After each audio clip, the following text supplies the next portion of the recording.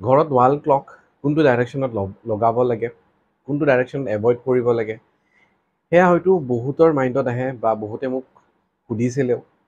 চ' আজিৰ ভিডিঅ'টোত মেইনলি মই আপোনালোকক জনাব গৈ আছোঁ যে আমাৰ ঘৰত ৱাল ক্লক কোনটো ডাইৰেকশ্যনত আমি লগাব পাৰোঁ আৰু কোনকেইটা ডাইৰেকশ্যন আমি এভইড কৰিব লাগে। প্ৰথমতে যদি আমি চাওঁ যে এটা ঘড়ীৰ কেৰেক্টাৰিষ্টিক কেনেকুৱা বা ঘড়ী এটা সদায় কি হয়, সময় দেখুৱায়, সদায় মুভ হৈ থাকে, কেতিয়াও ষ্টপ নহয়। যদিহে বেয়া হৈছে, বেটাৰী গৈছে, সেইটো বাৰু বেলেগ কথা। বাট একচুৱেলি ঘড়ী এটাৰ কামেই হ'ল যে কণ্টিনিউৱাছলি গৈ থাকে। আমি সদায় কওঁ যে সময় কাৰো কাৰণে নৰয়, বা ঘড়ীটোও যদি চাওঁ সদায় মুভ হৈ থাকে। চ' ঘড়ীৰ এই কেৰেক্টাৰিষ্টিক প্লাছ বাস্তু হিচাপত ডাইৰেকশ্যনবোৰৰ কেৰেক্টাৰিষ্টিক, এই দুটা কম্বিনেশ্যন আহি আমাৰ লাইফত ঘড়ী এটা বহুত ডাঙৰ ইম্পেক্ট কৰে। সেয়া পজিটিভ ইম্পেক্টো হ'ব পাৰে, নিগেটিভ ইম্পেক্টো হ'ব পাৰে। প্ৰথমতে চাই লওঁ যে ডাইৰেকশ্যন হিচাপত, প্ৰথমতে চাই লওঁ ডাইৰেকশ্যনছবোৰৰ প্লেনেট কি হয় আৰু সেই ডাইৰেকশ্যনৰ কেৰেক্টাৰিষ্টিক কি কি হয়। ফাৰ্ষ্টত আহোঁ ইষ্ট ডাইৰেকশ্যন, আৰু ইষ্ট ডাইৰেকশ্যনৰ প্লেনেট হৈ গ'ল ছান, সূৰ্য, আৰু ইষ্ট ডাইৰেকশ্যনৰ কেৰেক্টাৰিষ্টিক হৈ গ'ল নেম এণ্ড ফেম। তাৰপিছত ৱেষ্ট ডাইৰেকশ্যনৰ প্লেনেট হৈ গ'ল শনি, ছেটাৰ্ণ, আৰু কেৰেক্টাৰিষ্টিক হৈ গ'ল গেইন আৰু প্ৰফিট। নৰ্থ ডাইৰেকশ্যনৰ প্লেনেট হৈ গ'ল মাৰ্কিউৰী, আৰু কেৰেক্টাৰিষ্টিক হৈ গ'ল অপৰচুনিটিজ বা ইণ্টেলেকচুৱেল নলেজ। এইবোৰ গোটেইবোৰ কেৰেক্টাৰিষ্টিকবোৰ নৰ্থ ডাইৰেকশ্যনৰ থাকে। তাৰপিছত আহোঁ চাউথ ডাইৰেকশ্যন। চাউথ ডাইৰেকশ্যনৰ প্লেনেট হৈ গ'ল মাৰ্চ, মংগল, আৰু কেৰেক্টাৰিষ্টিকবোৰ হৈ গ'ল আমাৰ এফৰ্টছ, আমাৰ এনাৰ্জি, সেয়াও ৰিপ্ৰেজেণ্ট কৰে চাউথ ডাইৰেকশ্যন। তাৰপিছত ছাব ডিভিজন হিচাপত যিবোৰ ডাইৰেকশ্যনছ আছে, যেনেকৈ নৰ্থ ইষ্ট ডাইৰেকশ্যনত বাস্তু হিচাপত পানীৰ ডাইৰেকশ্যন হয়, প্লেনেট হিচাপত জুপিটাৰ হয়। চ' জুপিটাৰ হিচাপত নৰ্থ ইষ্ট ডাইৰেকশ্যনকো আমি নলেজ হিচাপত ধৰিব পাৰোঁ, বা টেলেণ্ট বুজায়, বা উইজডম বুজায়, ৱাইজ হিচাপত বুজায়। নৰ্থ ৱেষ্টৰ প্লেনেট হৈ গ'ল মুন, আৰু মুন হিচাপত নৰ্থ ৱেষ্টৰ যিবোৰ কেৰেক্টাৰিষ্টিক আহে সেয়া হ'ল ডাইনেমিক হিচাপত বস্তুবোৰ স্প্ৰেড হৈ যোৱা। চাউথ ইষ্ট হৈ গ'ল ফায়াৰৰ ডাইৰেকশ্যন, ভিনাছৰ ডাইৰেকশ্যন, আৰু চাউথ ৱেষ্ট হৈ গ'ল এলিমেণ্ট হিচাপত আৰ্থ আহে, প্লেনেট হিচাপত আহিল ৰাহু। চ' চাউথ ৱেষ্ট ডাইৰেকশ্যনটো ষ্টেবিলিটি ডাইৰেকশ্যন, যিবোৰ আমি ষ্টেবিলিটি ৰিলেশ্যনশ্বিপৰ কথা কওঁ, সেইটো চাউথ ৱেষ্ট ডাইৰেকশ্যন হিচাপত চোৱা যায়।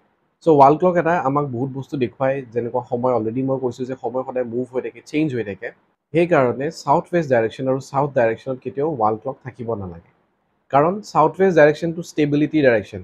বাস্তু হিচাপত যেতিয়া অফিচ এটাক ভিজিট কৰা হয়, চ' অফিচত যিজন অ'নাৰ থাকে বা যিজন হেড থাকে, তেখেতক সদায় চাউথ ৱেষ্ট ডাইৰেকশ্যনত বহিব দিয়া হয়, যাতে তেখেতৰ সেই গ্ৰীপটো থাকে, বা তেখেতৰ সেই ষ্টেবিলিটিটো থাকে, বা তেখেতৰ সেই কণ্ট্ৰলটো থাকে অফিচৰ ওপৰত বা নিজৰ এমপ্লয়িজৰ ওপৰত। যদি তাত আমি এটা ৱাল ক্লক লগাই দিওঁ, তে সেই ষ্টেবিলিটিটো নাইকিয়া হৈ যায়। কমফৰ্টৰ ডাইৰেকশ্যন হয়, চ' কমফৰ্ট নাইকিয়া হৈ যায়, ষ্ট্ৰেংথৰ ডাইৰেকশ্যন, ষ্ট্ৰেংথ নাইকিয়া হৈ যায়। চ' চাউথ ৱেষ্ট ডাইৰেকশ্যন সেইকাৰণে আমি ৱাল ক্লক এভইড কৰোঁ। চাউথ ইষ্ট ফায়াৰৰ ডাইৰেকশ্যন, ট্ৰান্সফৰ্মেশ্যনৰ ডাইৰেকশ্যন, চ' চাউথ ইষ্টত আমি ৱাল ক্লক এভইড কৰিব লাগে। North east, north west, north east and west, এইবোৰ ডাইৰেকশ্যন আমি ৱাল ক্লক লগাব পাৰোঁ।